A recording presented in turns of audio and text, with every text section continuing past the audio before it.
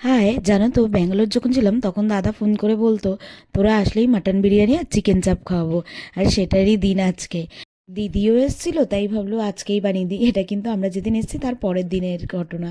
আর মা আর আমি এখানে বলছিলাম আমরা দুজন শুধু খাবো, আমরা কিছু করব না। আর দেখো দিদি ও বলছিল যে আমি এখানে মহিষের দুধের চা বানাচ্ছি, সেটা তো দেখা। এই করতে করতেই আমাদের চিকেন চাপ কিন্তু রেডি হয়ে গেছে। আর দাদা সেটাই বলছিল যে ফাইনালি চিকেন চাপ রেডি। যদিও আমি আর দাদা দুজনের মধ্যে কেউই আমরা মাটন খাই না, কারণ আমাদের মাটনে অ্যালার্জি। আমি তো মাটনের ছোঁয়াও খেতাম না, কিন্তু দাদা বলল রাইসটা খা, কিচ্ছু হবে না। আর খেয়ে দেখলাম কিছু হয়ও নি সত্যি। তারপরে এখানে আবার কি, আমি তো ইয়ার্কি মারছিলাম, সবার পেছনে লাগছিলাম। এখানে বলছিলাম দেখো আমরা মুড়ি খাচ্ছি আর এরা দুই ভাই বোন খাবে মাটন বিরিয়ানি। তারপরে মাটন বিরিয়ানি সব কিছু গোছাতে রেডি করে দিল। আর এখানে দমেও দিয়ে দিয়েছে বিরিয়ানি।